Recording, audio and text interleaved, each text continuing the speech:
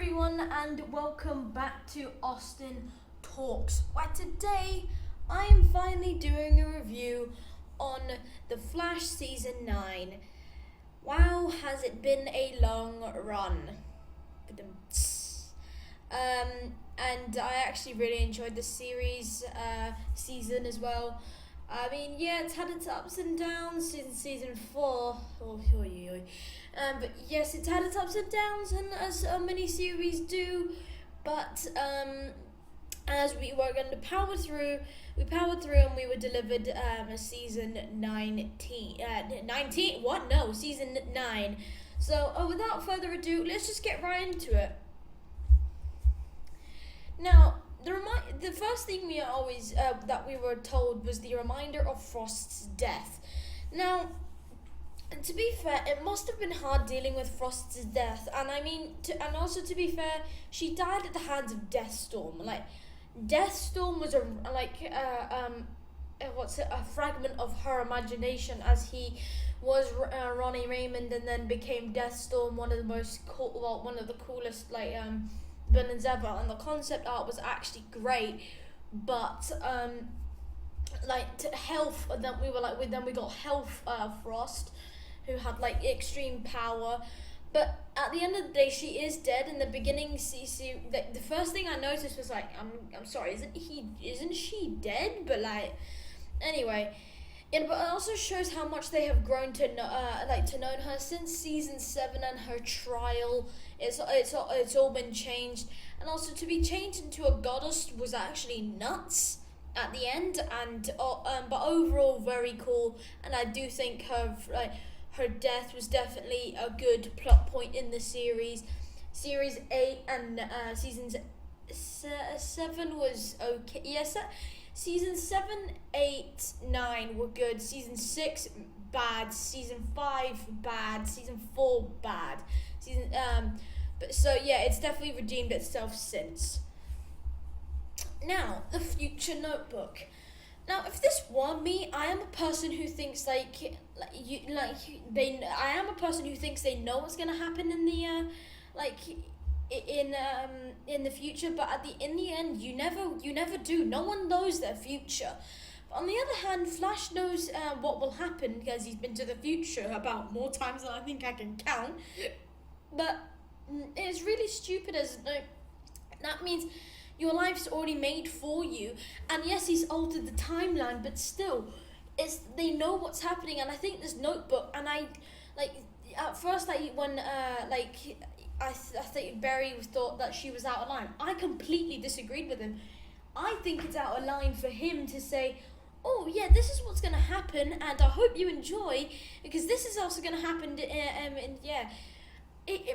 Life should be shown in a bunch of surprises. That's why I was really against the notebook. When I had this, I was like, oh my god, I would never want this. If I found it, I would burn it. Not even look inside it. Maybe one page is one thing I want to know in my life. But yeah, still. Now, the new rogues. It's good to see new characters in the series, and how they switch things up. But the weirdest one was the Fiddler. Captain Boomerang did not give a damn at all in who he killed, and that's a true villain. To see Rainbow Raider return was good. I do think he should have the classic Rainbow Raider look. But anyway, it's good to see him back. And one of my favorite rogues, he's one of my favorite rogues, yeah. And then a newcomer named Murmur, which is closest to the left, which is the one character we thought was actually Iris, or a different version of Ryan Wilder. But yeah, she's weird, terrifying, literally all of the above. And overall, I actually want the others back. The ones from the season 1 finale, they were good. When they were being transported, those were really cool villains, and I cannot lie about that. And I obviously know they're trying to switch it up a bit, but these characters, oh my god, they were god awful. Now, the return of Pied Piper. Now this character is actually one of my favorite characters, and I feel is so underused in the Arrowverse. He could have had such a big impact in the like across the multiverse and stuff. Yeah, and now that it's come to an end, it is sad because they have really underused him, and I don't see him actually tying into any other project. But so yeah, it is sad. He also reminds me of a better version of the Riddler, like and his growth is from season one. Now also, I think this is one of the only and it's good to see their broadening out. Yeah, I think that's quite good to see them broadening out. Yeah, good. Go on, Arrowverse. Honestly, I'm really sad it's ended because I also know that they're cancelling Gotham Knights, which I'm actually enjoying. Maybe one of the few, but I am enjoying it. Now, the introduction to the Red Death. Now, this character I've been waiting for since she was mentioned in season 5, but I do think that she should have stuck in the regular timeline, and been like the actual comic accurate version where she's actually, yeah, and to find out that it is artificial speed and like she's a want to be Zoom, it just ruined that character arc. Oh my god, it was just the saddest thing ever to see. But overall, the introduction and comic accuracy was on point. I mean, you can't look at me and tell me that's not comic accurate. I mean, I don't know where the white things from the head come from, but like other than that, it looks pristine. All every feature's good, and also the transformation was weird. Yeah. I do think it should look menacing, just don't look into its eyes, it looks terrifying. But yeah, I think it's great. I honestly do think it's great. Now, okay, there's no one here that surely thinks this is not wrong. So Chilblain is very reckless. There's no... Now, I have mixed feelings about this character. Now, he is a very self-serving person, but like near to the end, he is also a person who thinks about him and also brings back Foss because that's all he wants to do, and he drowns his sorrows in whiskey. I think it's whiskey or someone else, but yeah, the relationship built between him and Keone is cute, but you know, like because it's like a forced, you know, when you have like a forced relationship, they're usually supposed to go wrong, but this one actually went well, which is what I liked about this character. And also, you know, he's still dead inside and devastated, but it's good to but it was good at the end, like not apart from the crystal, but like since he was introduced, it's a good character arc for sure. I never actually saw him to be a character who would join the team, and also I like his costume better than the comic like to the actual ones of the comics. That was just like a spandex one. Now, oh my god, Red Death is incredibly weak. I stand by this statement.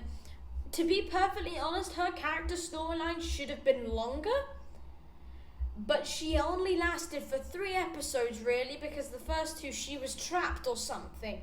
Yes, she was trapped. She lasted for 3 episodes. The third one, we got like, it was like, Flash. Like they ambushed them. Then episode 4, we actually got a full face reveal and all that. Episode 5, I'm dead. Yes, what a great character arc, I cannot lie. But don't get me wrong, she was menacing as I thought, and I liked the whole thing with Iris and all that. But I also, the artificial speed, when they said, oh, this is artificial speed, I was able to manufacture it from my own world. That tipped me over the edge. I was just like, why? Like, the reason I love Red Death is because it's like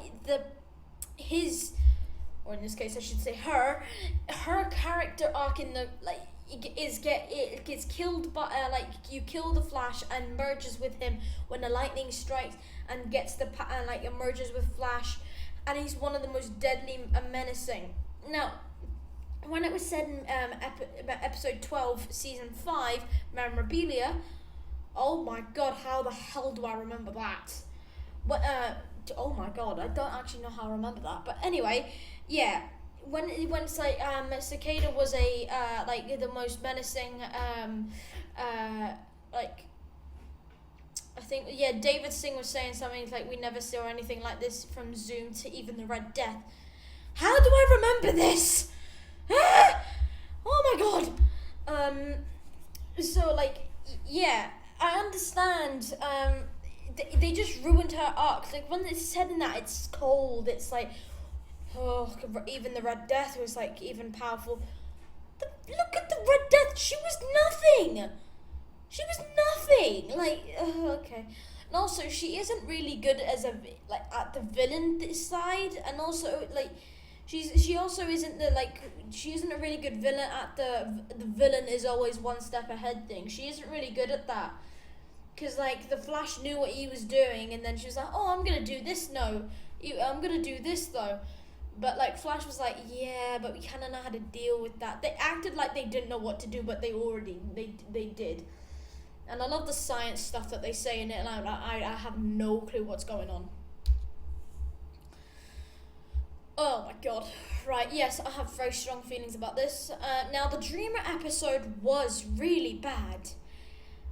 And useless and pointless. I should just lead with that. Now, I genuinely fell asleep during this episode. Now, you think I say that exaggeratively. No, I mean this literally. And I think it was like the most pointless thing that I've ever actually seen. I do think her character is good. Oh, she needed to unlock more dream powers, and the only thing that linked her was Iris was the key because she was going to get a Pulitzer and all that. It was the most genuinely awful video, and then when they said like the dreams episode, when the dreams jokes, oh my god, oh they were so cringe, and I don't think I can stress that enough that it was awful. When I said like dreams, I was like, oh okay, this may be a good episode because I was like, oh who's under the mask, and then it was just like, it's the dream god, and I'm like. Really? I waited 40 minutes to know that. It was just so pointless. Ooh, yes, I like this episode. Lady Kronos is scary and cool. Now, I really wonder how long that makeup took to actually do, because it's really pristine. A bit too pristine. I'm wondering if it's a face mask. Also, those eyes are a bit weird, so I do think it may be a face mask. And I think this is a really cool character, and to introduce it in the show in this way, especially in the final series. And also, we never really see a murder mystery type thing in an episode like this, but it was actually really opposite. It was opposite. It was really obvious with like how stupid the other guy, like the guy was. We definitely knew it wasn't him, but like. For the girl to reveal so much, I doubted it would be her, and she was literally the most silent person compared to anyone else. So I was like, it's definitely her. It's as much as it's known. I mean, I have that unfortunate thing with murder mystery shows. I can do it with so when I can walk into the living room when my parents are watching, they watch so many police dramas, and they're like, who's the killer? I immediately know who it is. I don't tell them, but I do know who it is. And it's also what happened when I watched Lucifer. I knew exactly who the killer was.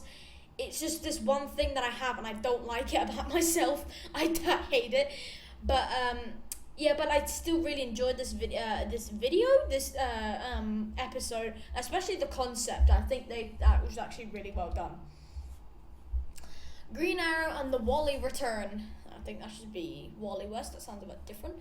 They were right in saying that he would return, and he did, and it couldn't have been in a better way. I actually really liked the way they did this. Also, why did Wally return again? Please remind me. I did not care about his enlightenment crap, and I think it sounded like I was using all of my power to achieve Zen and get godlike power. That is all that was said, and it was so pointless. So I got in touch with every single multiverse, and using my enlightenment power, I can do everything. It was so boring.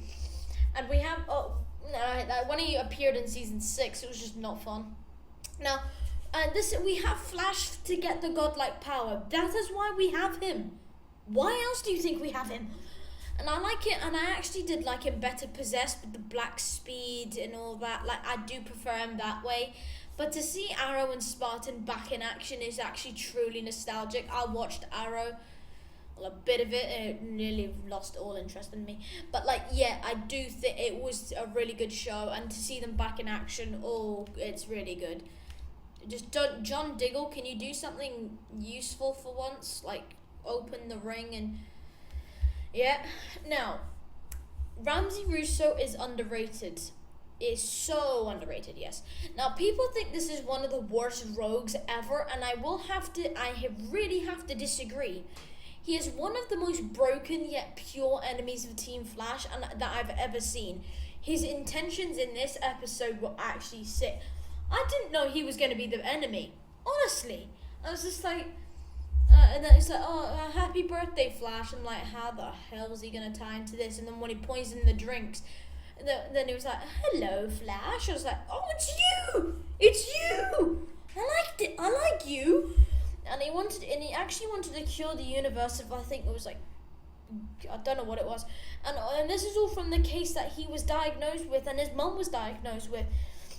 Now his intentions are sincere, and this was seen where he was like, I'm supposed to be a hero, but it was twisted because at the end of the day, it would turn people into zombies. I don't see a good part of that. I would not like to turn into whatever this thing on the screen is. It's not pleasant at all. But like, yeah, and also he barely did any damage. He did no damage whatsoever. I think I could be wrong. Now, the New World event. Oh, yes, now. Now, the first episode I actually thought was really nostalgic, but every episode got better and better by the minute. And it was a gradual introduction to Cobalt Blue and the reincarnation of Eddie Thawne. Reverse Flash got what he deserved, and then, oh wait, he came back again. I bet you there's like 1,500 variants of that guy just hanging around somewhere in the multiverse. Because this guy will not die. Like, I honestly thought this guy would die at the end of season 8.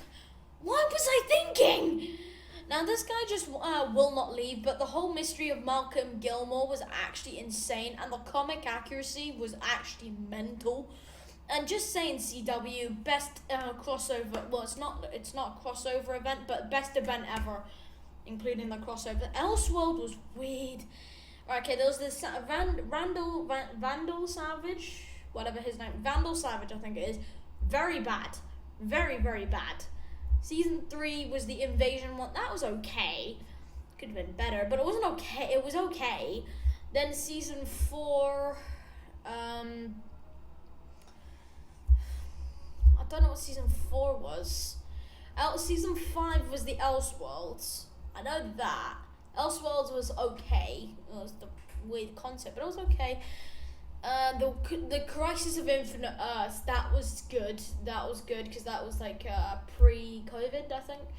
And the Anti-Monitor and then the Spectre, that was good. It was also weird and confusing, but it was good.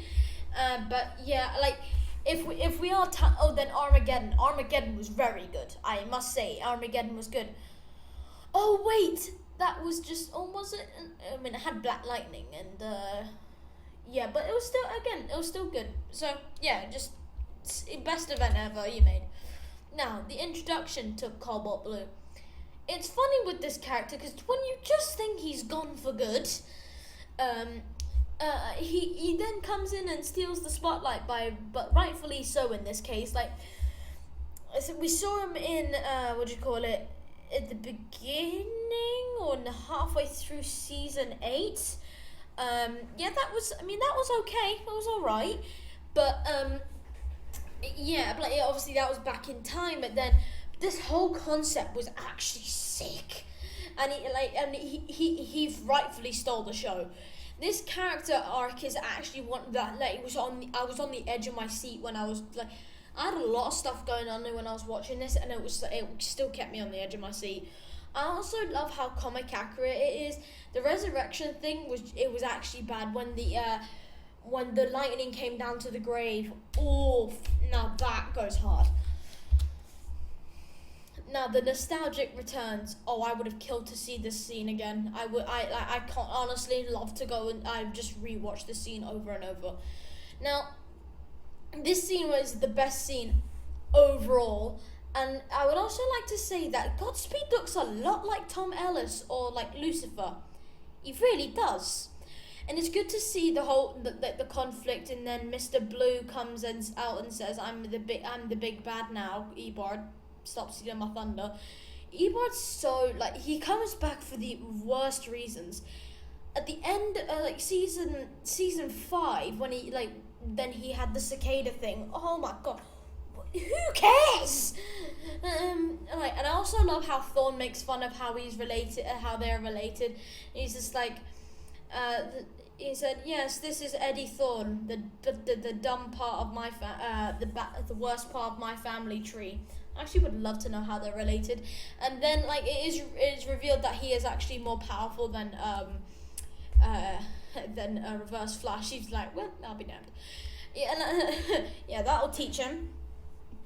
Also, I can't get my head around Red Savitar. Looks a bit, I don't understand how. I don't like how it's red. Honestly, Zoom should have black speed like Wally did. I'm actually okay with white speed for Godspeed.